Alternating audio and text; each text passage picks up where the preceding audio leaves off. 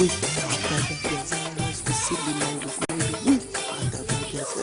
كده، ايوه كده يا مصر وكنبات مصر وصحلانة مصر. ايوه تسلم يا ابراهيم والله العظيم. الو. ايوه انا. لا اللي فات تمام تمام. انا عايزك بقى تخش عليا بالباقه ايه الانجليزي اللي هي كلها انجليزي دي الاجنبي دي. ايوه بتاع البت ام شورت اسود دي. لا افتح على ايه؟ افتح على ايه؟ ايوه. لا فلوس؟ لا خلاص بقى، خليها يبقى عدى عليك ويحاسبك بكريدت كارد. سلام. الو. ايوه انا قاعده قدام السي ان ان اهو، هنحت الخبر واكتب عليه اسم. قطع ايدك، ايه يا بنت اللي انت عملتيه ده؟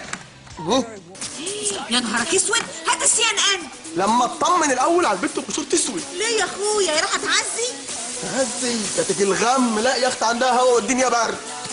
اهلا، انت جيتي يا مسهوكه كملت. بقول لكم ايه، انا اللي اقنعت بابتي ان هو يدفع فلوس قد كده، يبقى انا اللي ليا الاولويه ان انا اتفرج. ماشي؟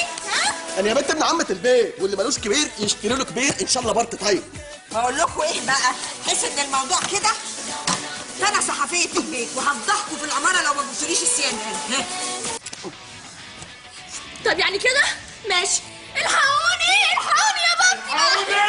الحقوني انتوا. ايه يا خال؟ النور جاي ب 5000 جنيه هشتغل بيهم كام سنه. حرام عليكم. ايه ورايح مفيش تلفزيون. بس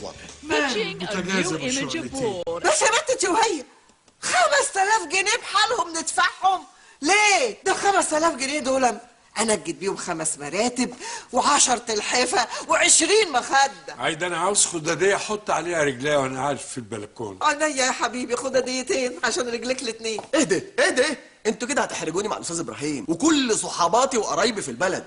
دي الفيوم كلتها بتسهر كده وتفتح سماعه التليفون والسبيكر عشان تسمعني وانا بحكي لهم المسلسله بتاعت البت ام شورت اسود. ايه رايك بقى ان الاستاذ ابراهيم بتاعك ده بالذات اللي كان عاوز يضحك عليا يا اخويا؟ ايوه، قال ايه الاشتراك في الباقه ب1000 جنيه ومش كده وبس، ده عاوز يحاسبني بالماتش. ولما عرف ان انا اهلاوي قال لي الماتش اللي الاهلي يكسب فيه تدفع 100 جنيه، اللي يتعادل فيه تدفع 80 جنيه. طب ولو اتغلب يا اخويا الاهلي؟ ده يبقى نهاركو اسود. طب يعني يا بابتي يا حبيبي، انت يرضيك يعني بعد ما كنا بنتفرج على القنوات الحلوه دي نرجع نشوف المسلسلات والتلفزيون الارضي والملل ده تاني؟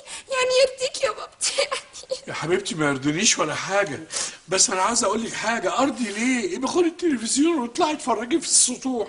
طب انا اعمل ايه بقى دلوقتي؟ انا كنت بدات اخد حوافز من الاخبار اللي كنت منحتها، دلوقتي مرتبي هينزل، اعمل ايه؟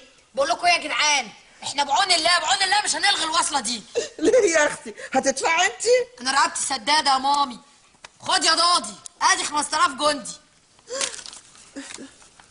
طيب انا مسافر، حد عاوز مني حاجه؟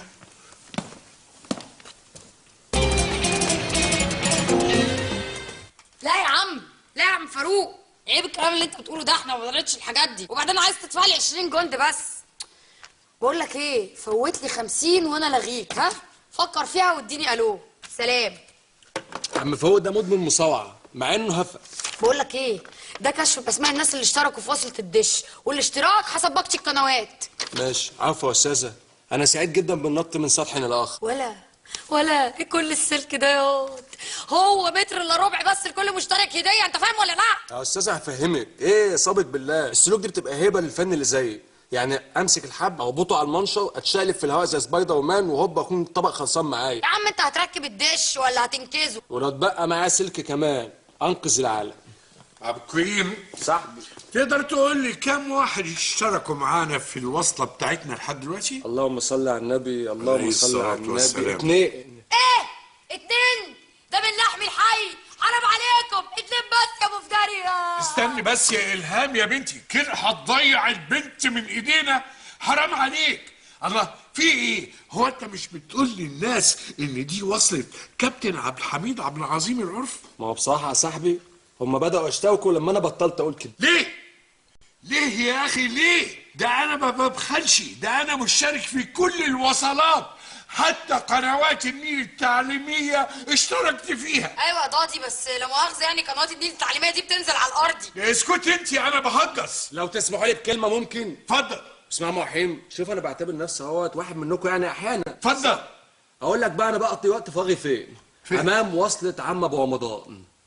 يا سلام، ليه يا اخويا؟ هي وصلة عم ابو رمضان احسن من وصلة عم ابو الهام وهيام وسهام وريهام؟ يا صاحبي انت متفوق عليه اي نعم في الزوايا الصالحه، بس هو متفوق عليك في المصارعه اللي بيعودها، في المسلسلات القديمه اللي بيعودها برضه، في الواجب اللي بيعمله مع اي حد. خطوبه يذيع، عزا يذيع، ده حتى قرايه الفاتحه بينزلها في الشريط الاحمر بالتصوير بطيء كده. وبعدين في المشكله دي يا بنتي؟ ولا مشكله ولا حاجه يا ضاضي، احنا هنكون اول قناه ان شاء الله تذيع حفلات الطهور في المنطقه كلها. وليك عليا انا اللي هعلق عليها بنفسي. مسكوه، كتفوه، طهروه ورش الملح.